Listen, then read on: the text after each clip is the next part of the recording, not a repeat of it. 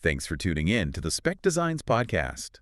Let's turn today's insight into action. I love that. That's the perfect energy for today's topic because action is really the only thing that matters with this. It really is. Hmm. We're looking at a blog today called The 15-Minute Google Business Profile Audit. Mm-hmm. And the premise just hooked me right away because of this fantastic analogy it uses. It says, your Google business profile is the front door of your business, Yeah. not your website, the profile. It's the perfect way to think about it. I mean, think about how people actually search for things now. Your water heater goes out at, 5 o'clock in the morning? Oh, yeah, you're in a panic. You're in a panic. You're not sitting down at a computer and typing in a full website address. No one does that. You grab your phone and you type plumber near me. Exactly. And the first thing that pops up is not a website. It's that map pack, right? The 3 local businesses with the stars next to them. That is your Google business profile. And if it's messy or the hours are wrong, it's like a physical front door that's just, jammed shut. People just move on. And the blog makes a really stark point about that. It says, if your phone is quiet, as a business owner, you start to panic.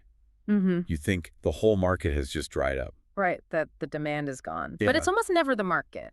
If the phone stops ringing, it's usually something broken right here in this profile. So one wrong detail. One wrong digit in the phone number, a service you forgot to list. Yeah. You're basically just sending your leads straight to your competition. You're helping them out. That is a terrifying thought.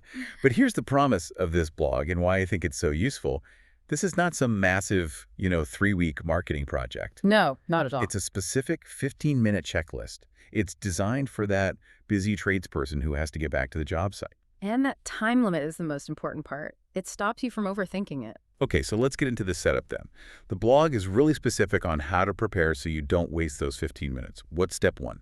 So step 1 is just the basic logistics. You have to log in to the Google account that actually owns the profile. That sounds obvious, but I'm guessing it's a common mistake. It is a huge mistake. People are logged into their personal Gmail or an old employee's account and can't figure out why nothing's working. Okay, so you're in the right account. Then what? You just search your business name in a Google search. And the management panel just pops up right there on the results page. Correct. It's all right there. But, and this is a great tip from the blog, you need to use what they call the 2-tab rule. The 2-tab rule. Okay, I like that. Explain that for us. Simple. In your first browser tab, you have that Google management panel we just opened. Mm-hmm. In the second tab, you open your own business website. Hmm. And be specific. Open the contact page or a location page. And why is that second tab so important? Can't you just do it from memory? Because memory is terrible. I mean, you think you know your hours, you think you know the exact way your address is formatted. But you're probably wrong. You're probably wrong. Your website is your source of truth. If your website says 8 o'clock and your profile says 8:30, that's a data conflict. Google hates that. It sees it as untrustworthy. Exactly. So having them side by side just keeps you honest. That makes a ton of sense. Yeah. Okay, now before we even start clicking, the blog gives a mindset rule. This is an audit, not a makeover. Mm-hmm.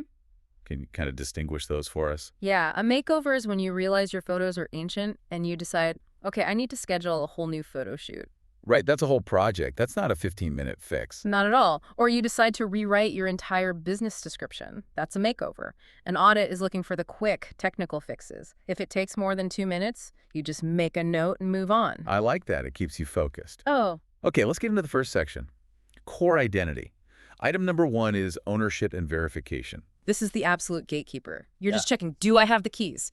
If you see a button that says, claim this business, you have to stop everything. Because you can't optimize something you don't actually control. You can't. And without being verified, you're probably not showing up in that local pack we talked about.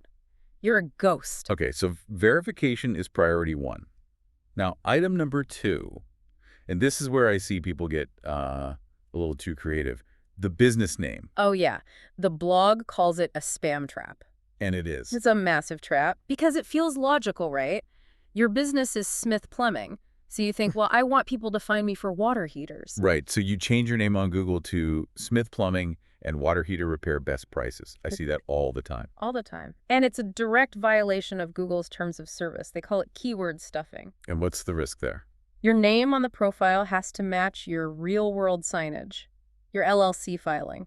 Exactly. If you stuff the keywords in there, best case, Google's algorithm just changes it back on you. And worst case. Yep. Suspension. The whole listing just vanishes. Wow. Okay, so the rule is match the sign on the door.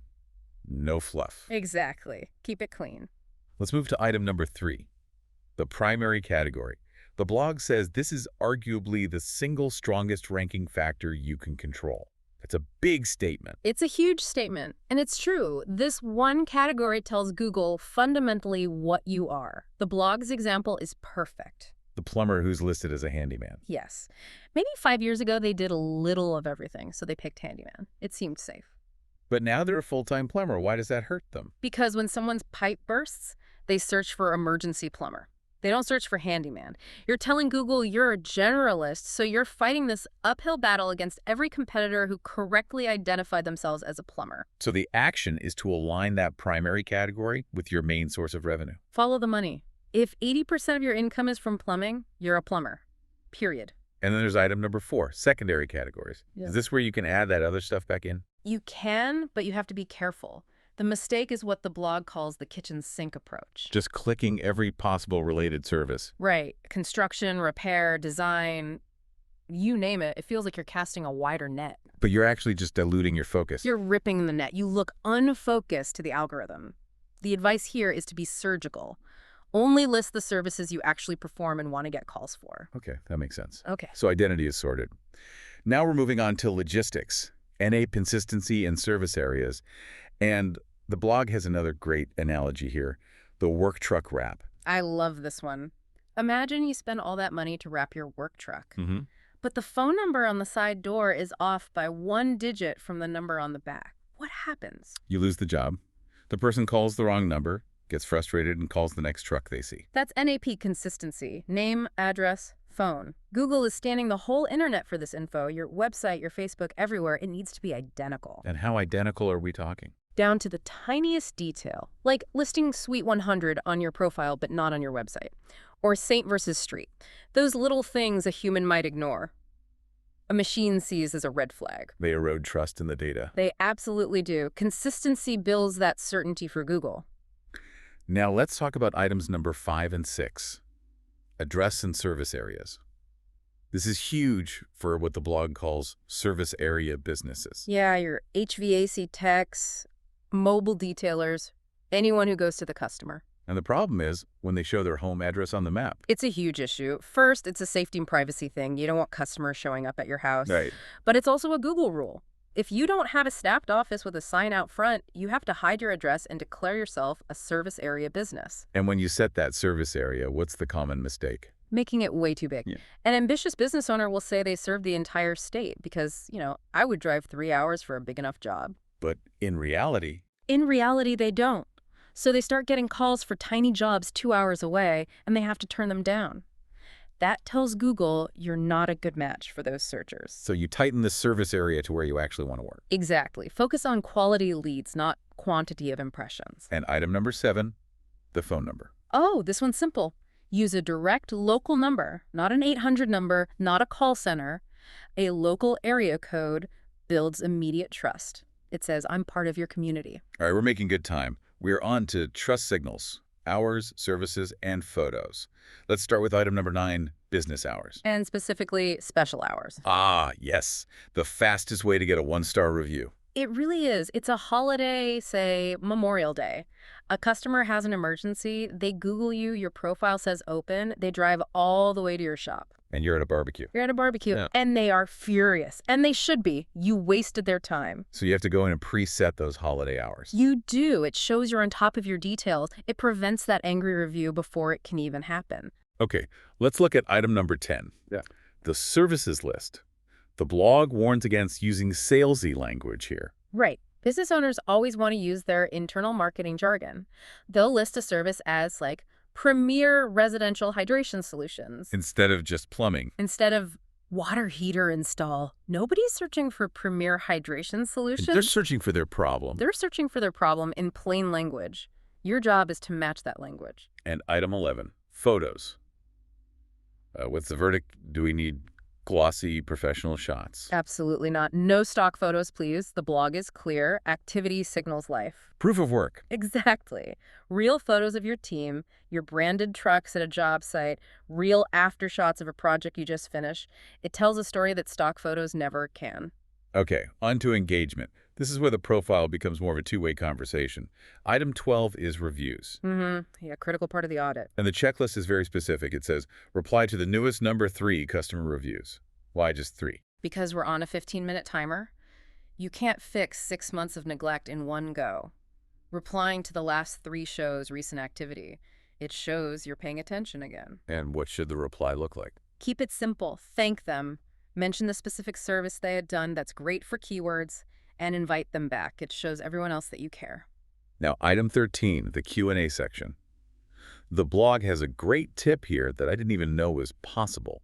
You can ask your own questions. It's such a great little strategy. You, the business owner, can go in, post a common question, and then immediately answer it yourself. So you're basically preloading an FAQ section. You are. Think of the questions your team answers on the phone all day. Do you offer emergency service? Are you licensed and insured? Put them there. And the blog mentions this is becoming more important because of AI. Yeah, that's a key insight for 2026. Search is changing. When someone uses a voice assistant or an AI tool, it's scraping for clear, direct answers. Your Q&A section is a perfect place for it to find that data. So you're feeding the AI the correct information about your business. You're helping shape its understanding of you. It's really important. Okay, final stretch. Cleanup and maintenance. Item 14, duplicate listings. The silent killer. You might have an old listing from a previous address, or an old agency made one for you and then disappeared. And that's bad because it splits your reviews. It splits everything. Your reviews, your authority. It confuses Google. It doesn't know which one is the real you, so it might just rank neither of them very well. The fix is to find them and request a merge. Okay, so the 15-minute timer dings. We've done the audit. We're done, right? Not quite. The follow-up is crucial. You have to document what you changed. Just a simple note, the date and what you did. Changed primary category from handyman to plumber. And then we watch the data. Then you wait. Check your Google Business Profile insights in about 7 to 14 days. And what are we looking for? Any movement. Did calls go up? Did website clicks increase? Did direction requests change? And that log you kept helps you troubleshoot if something goes wrong. Exactly. If your calls suddenly drop and you know the only thing you changed was the primary category, you can change it back. Without that note, you're just guessing in the dark. It takes the guesswork out of it. It's just data. It turns it into a machine you can actually tune. So to wrap this all up, Mm-hmm. this 15-minute audit, it feels like it's really about catching those small mistakes that are, as the blog says, quietly bleeding calls. That's the perfect summary. You have no idea how many customers you're losing from these tiny errors. And that old set it and forget it mindset, it just doesn't work anymore. Not in 2026. It's an active tool, not a static listing. It has to look like a living, breathing, reliable business, because that's what people are looking to hire. A fantastic point to end on. Your profile is your digital handshake. Make sure it's a firm one. Couldn't have said it better myself. Thanks for listening to the Spec Designs podcast. Please follow and subscribe to the show and contact Spec Designs with any questions or blog topics that you want to know more about.